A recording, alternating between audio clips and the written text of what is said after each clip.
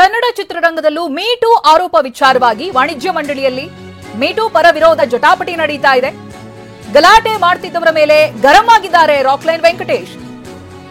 ಸಮಾಧಾನದಿಂದ ಇರೋದಕ್ಕೆ ಹೇಳಿದ್ರೂ ಕೂಡ ಕೇಳದ ನಿರ್ಮಾಪಕರು ಸಭೆಯಿಂದ ಹೊರಹೋಗ್ತೀನಿ ಅನ್ನೋದಾಗಿ ರಾಕ್ಲೈನ್ ವಾರ್ನ್ ಮಾಡಿದ್ದಾರೆ. ಫಿಲ್ಮ್ ಚೇಂಬರ್ ಹಾಗೆ ನಿರ್ಮಾಪಕರ ಜೊತೆಗೆ ಮಾತಿನ ಚಕಮಕಿ ನಡೀತಾ ಇದೆ.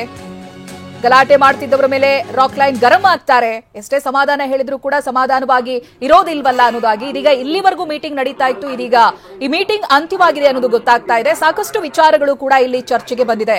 ಕೇವಲ ಲೈಂಗಿಕ ದೌರ್ಜನ್ಯ ಇನ್ನೊಂದು ಮತ್ತೊಂದು ಅನ್ನೋದಾಗಿ ಅಲ್ಲ, ಬೇರೆ ಬೇರೆ ಸಮಸ್ಯೆಗಳನ್ನ ನಟ ನಟಿಯರು ಅನುಭವಿಸ್ತಾ ಇದ್ದಾರೆ.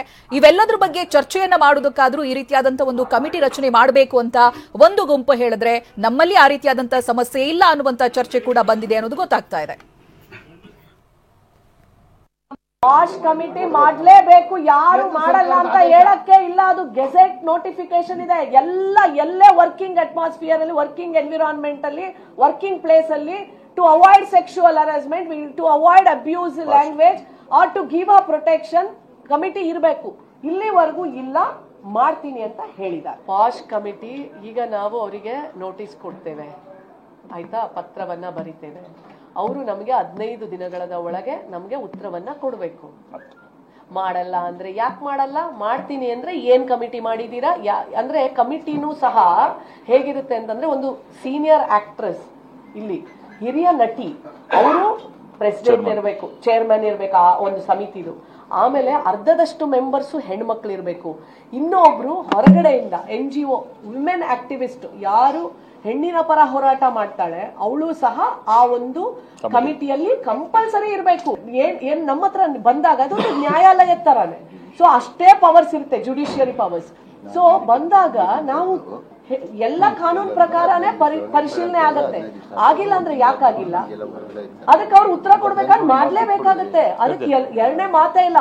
ಮಾಡಲ್ಲ ಅಂತಂದ್ರೆ ಅವ್ರ ಕಾನೂನು ಪ್ರಕಾರ ಏನೇನ್ ತರ್ತಾರೆ ತಗೊಂಡ್ ಬರ್ಲಿ ಅಲ್ವಾ. ಮಾಡೋದನ್ನ ಅವಕಾಶ ಕೊಡೋಣ. ಈಗ 15 ಇಲ್ಲಿವರೆಗೂ ಅವ್ರು ಯಾವತ್ತು ಇಲ್ಲಿವರೆಗೂ ಯಾರು ಕೊಟ್ಟಿಲ್ಲ, ಅವ್ರು ಮಾಡಿಲ್ಲ. ಈಗ ಮಾಡ್ಬೇಕು. ಅವ್ರು ಅದಕ್ಕೆ ಉತ್ತರ ಏನ್ ಕೊಡ್ತಾರೆ ಕಾದ್ ನೋಡೋಣ. ಮಾಡಿಲ್ಲ ಅಂದ್ರೆ ಯಾಕೆ ಮಾಡಿಲ್ಲ, ಮಾಡ್ತೀನಿ ಅಂದ್ರೆ ಓಕೆ, ಯಾರು ಮಾಡ್ತೀರಾ ನಮ್ಗೆ ಕಮಿಟಿ ಕಳಿಸ್ಬೇಕು. ಚಂದನವನದ ನಟಿಯರಿಗೆ ಲೈಂಗಿಕ ಕಿರುಕುಳ ಆರೋಪ.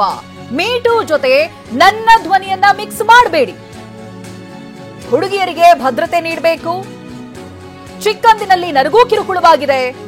ಮೀಟೂ ಸಭೆ ಬಳಿಕ ನಟಿ ಸಂಜನಾ ಗಲ್ರಾಣಿ ಕೊಟ್ಟಿರುವಂತಹ ಹೇಳಿಕೆ ಇದು. 98% to 99% ಏನು ಪ್ರಾಬ್ಲಮ್ ಇಲ್ಲ. 1 or 2% ಪ್ರಾಬ್ಲಮ್ ಎಲ್ಲಾ ಕಡೆನೂ ಇರುತ್ತೆ. ತುಂಬಾ ಸಮಸ್ಯೆಗಳಾಗಿದೆ.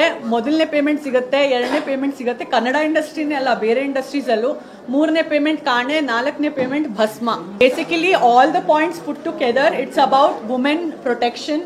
ಮತ್ತೆ ಎಲ್ಲಾದ್ರೂ ಶೂಟಿಂಗ್ ಹೋದ್ರೆ ಒಂದು ದೂರದಲ್ಲಾದ್ರೂ ಒಂದು ರೂಮ್ ಆದ್ರೂ ಇರಲಿ, ಈ ತರ ಎಲ್ಲ ವುಮೆನ್ ಪ್ರೊಟೆಕ್ಷನ್ಗೆ ಸಂಬಂಧಪಟ್ಟಿದ್ದ ಎಲ್ಲ ಪಾಯಿಂಟ್ಗಳು. ಲೇಡೀಸ್ಗೆ ಇನ್ನೊಂದು ಅಷ್ಟು ಸೇಫ್ ಜಾಗ ಮಾಡೋಣ ನಮ್ಮ ಕನ್ನಡ ಫಿಲ್ಮ್ ಇಂಡಸ್ಟ್ರಿ.